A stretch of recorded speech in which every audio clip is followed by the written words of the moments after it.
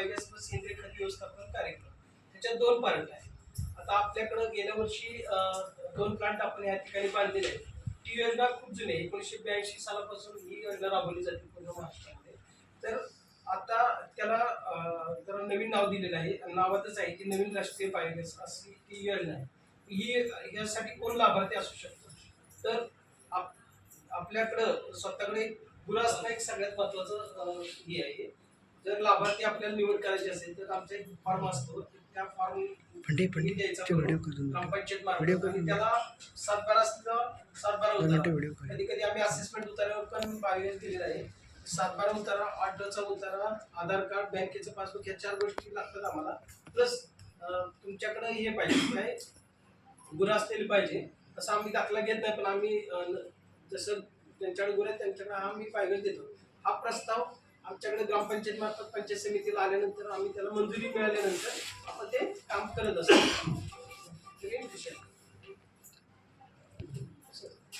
तर डॉक्युमेंट्स एवढे आहेत ते तुम्हाला मी सांगितलं. याच्यानंतर काय, तर प्रत्यक्ष काम कसं करायचं. ज्यावेळेस आमच्याकडे तुम्ही प्रस्ताव दिल्यानंतर की सुरुवातीला आपल्याला काय काम करावं लागेल, तर आपल्याला हा प्लांट आधी सुरुवात काम आपल्याला स्वतःला करावं लागतं. यासाठी काय करावं लागेल, तर एक खड्डा घ्यायचा असतो आपल्याला.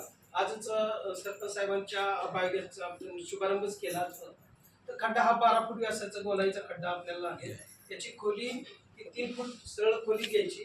त्याच्यानंतर मध्ये सेंटरला परत 2 फूट, अशी 5 फूट सेंटर पर्यंत 5 फूट खोलीचा हा बायोगॅसचा खड्डा असतो आणि 12 फूट गोलाईचा खड्डा असतो. ही खड्डा आपल्याला जेसीबीनं बी करू शकता तुम्ही, किंवा जेसीबीने केला तर कमी खर्चात होईल आणि मजुरीनं केला तर तुम्हाला जास्त खर्च वाढेल.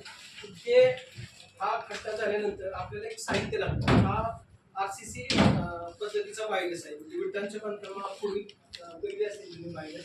तसे न करता आपल्याला RCC बांधकाम संबंधित स्टील, वाळू, सिमेंटचा, यासाठी वाळू 1 ग्लास लागते, सिमेंटचे 14 गोणी लागतात. हे साहित्य आपल्याला आणावं लागणार आहे. सुरुवातीचा खर्च जो आहे तो आपल्याला स्वतः आधी करावा लागतो.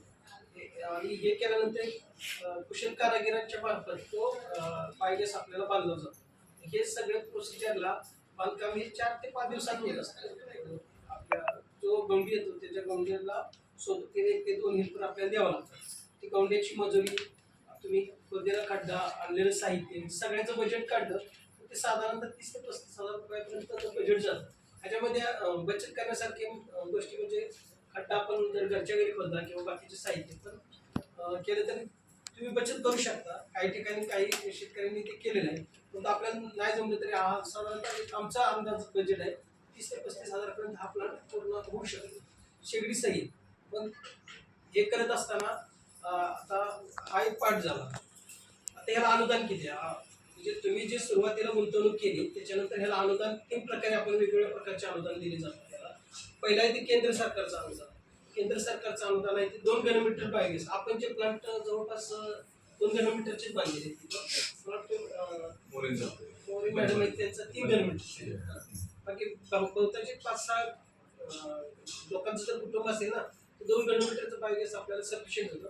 कारण जास्त लोक आहेत आणि गुरांची संख्या पण जास्त असेल तुम्ही 3 घनमीटरचा पण प्लांट बांधू शकता. याला वेगवेगळं अनुदान असं आहे की केंद्र सरकारचं अनुदान आहे ते 14,350 अनुदान आहे केंद्र सरकार. आणि यालाच तर तुम्ही शौचालयात जोडलं, बहुतांश लाभार्थी आपण जोडत नाही पण त्याचा काही प्रॉब्लेम नसतो, पण आपल्याकडे जोडत नाही. महिलांसाठी ही योजना खूप उपयोगाची आहे, कारण बायोगॅस हा त्यांचा विषय येतो. तर ह्याला जर शौचालय जोडले तर 1600 रुपये अतिरिक्त अनुदान दिलं जातं. त्या व्यतिरिक्त प्रोत्साहनपर अनुदान गेल्या 2 वर्षापासून आपली जिल्हा परिषद रत्नागिरी मार्फत प्रत्येक लाभार्थ्याला एक प्रोत्साहनपर अनुदान हे 5,000 रुपये दिले जातं. असं जवळपास आपल्याला 20,000 पर्यंत आपल्याला हे अनुदान मिळतं. नंतर मागच्या वर्षीपासूनच आम्ही याला MREGची जोड दिलेली आहे, रोजगार हमी योजनेची जोड दिलेली आहे. रोजगार हमीची जोड दिल्यामुळं जवळपास आपल्या 65 मनुष्यदिन या रोजगार निर्मितीसाठी आपल्याला हे येतात. त्याच्यापासून जवळ 17,000 रुपयापर्यंतचा आम्ही ते इस्टिमेट काढलेलं आहे. पण टोटल जर तुम्ही खर्च केला सुरुवातीला तर जवळपास जेवढा तुम्ही खर्च केलेला आहे तेवढा सगळा रिकवर तुम्हाला ह्या प्लांटमध्ये दिसून येतो. फक्त अनुदान यायला थोडा वेळ राहतो. असं जर तुम्ही बायोगॅस बांधला तुम्हाला आता हे बायोगॅस काही जुनी झालेली असतात, कधी प्लास्टिकचे बांधलेले असतात, त्यामुळे लोकांना असं वाटतं की हा प्लांट ठेवी केलाय 2 वर्ष चालतो बंद होतो. तुम्ही आधी खात्री करा, तुमच्याच गावात 1, 2 ते 3 प्लांट बांधलेले आहेत. आणि आता ह्या वर्षी सगळ्यात जास्त तालुक्यामध्ये आम्हाला 6चं टार्गेट आहे, 4चं टार्गेट सरपंच साहेबांनी सांगितलं, त्याप्रमाणे प्रस्ताव पण आलेले आहेत. पूर्वी प्रस्ताव घेण्यासाठी आम्हाला स्वतःला ग्रामपंचायत स्तरावर फिरून गोळा करावं लागत होते. असं एकमेव आहे तुमचं देवघर की रेडीमेड प्रस्ताव आमच्याकडे येऊन आम्ही त्याला मंजुरी पण दिलेली आणि आपण काम चालू पण केलं. ही योजना भविष्यात जर वाढवायची असेल तुम्हाला, जसं राणीसाहेब मुलेकर तिथं काय सुश करतात, तसे ज्यांच्याकडे गोटा आहे त्यांनी हा बायोगॅस प्लांट उभारला, तुम्हाला खूप उपयोगी पडेल. हा एक विषय झाला नवीन राष्ट्रीय बायोगॅस. आणि गव्हर्नमेंटला अपेक्षित आहे त्याच्या पुढचा पार्ट की सेंद्रिय खत व्यवस्थापन कार्यक्रम. त्याच्यापासून तयार होणारं खत हे उत्कृष्ट प्रकारचं एक सेंद्रिय खत असतं. त्याच्यामध्ये नत्र, स्फुरद, पालाशचे चांगलं इतर जे शेणखत वगैरे आहे त्याच्यासाठी चांगल्या प्रकारे आहेत. कुजून तयार झालेलं आलेलं खत असते, त्याच्यामुळे त्याची दुर्गंधी येत नाही, त्याला माशा वगैरे नसतात, मच्छर नसतात. त्यामुळे हा एक प्लांट खूप चांगला आहे. फक्त त्याचं तुम्ही मॅनेजमेंट चांगलं केलं पाहिजे. जर बाहेर पडणारे स्लरी आहे त्याला वेगवेगळ्या अशा टाक्या जर बांधल्या, एक पहिली दुसरी, तर आपल्याला दिलेल्या खर्चामध्ये ते होऊ शकतं बऱ्यापैकी. तर या योजनेचा यावर्षी आता तुम्ही लाभ घेतच आहेत. हे सगळ्या अख्ख्या तालुक्यामध्ये सगळ्यात जास्त आपण देवघरमध्ये देतोय. तर ह्या पुढे ही योजना चांगल्या प्रकारे जास्तीत जास्त राबवून जेवढे गोटे आहेत जनावर ज्यांच्याकडे आहेत त्यापैकी तुम्ही योजनेचा लाभ घ्यावा.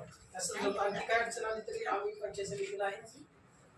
ही एक गोष्ट आहे की योजनेच्या संदर्भात एक बांबू लागवडी एक आहे. बांबू लागवडीची पण सुरुवात मला वाटतं याच गावापासून सुरुवात झाली आहे. म्हणजे काय आपण काय म्हणतो ते गाव कसं इनोव्हेटिव्ह काय नाही, प्रत्येक गोष्ट नाविन्यपूर्ण प्रोजेक्ट करायचं म्हटलं तर आम्हाला आता पहिल्यांदा देवघरच गाव दिसतं तसंच आहे. कारण त्याचं कारण तुमचे सरपंच साहेब आहेत, ग्रामसेवक आहेत, तुम्ही ग्रामस्थ आहेत, तेच कारण असेल. आणि ह्याच्यामुळे काय होतं, आपल्या नाविन्यपूर्ण योजना राबवताना आम्हाला पण एक इंटरेस्ट तयार होतो. आज पहिलेच जसे राणीसाहेब माहिती म्हणले की 7 कार्यक्रम घेणार आहेत तालुक्यामध्ये, सुरुवातच आपण इथून करत आहोत. तर बांबू लागवडी ही थोडक्यात सांगतो, हे एक 10 गुंठ्याचं युनिट मी तुम्हाला सांगतो. हेक्टरी आणि ते अनुदान आणि ही रक्कम अशी सांगितली की खूप मोठ्या प्रमाणात वाटतं. तर रोजगार हमी योजना आपल्या सगळ्यांना माहिती आहे. आपण 1991-92 पासून ती योजना राबवली, पण ती आंबा, काजू पुरती मर्यादित होती किंवा पुढं काही नारळ लागवड वगैरे केली. पण आता बांबू लागवडीचं धोरणच राज्य सरकारने तयार केलेलं आहे. त्यामुळे महाराष्ट्रात सगळीकडे बांबू लागवडीच्या संदर्भामध्ये विशेषतः कोकणामध्ये जास्त त्याला स्कोप असल्यामुळं इथं वातावरण आपलं उष्ण व दमट आहे. त्याच्यामुळे ह्या वातावरणात बांबू चांगल्या प्रकारे म्हणून बांबू मिशन मुख्यमंत्र्यांनी ते चालू केलेलं आहे. तर त्याच्यामध्ये 7 मिनिटं झाली. प्रत्येक गावामध्ये एक लक्षात दिलेलं आहे.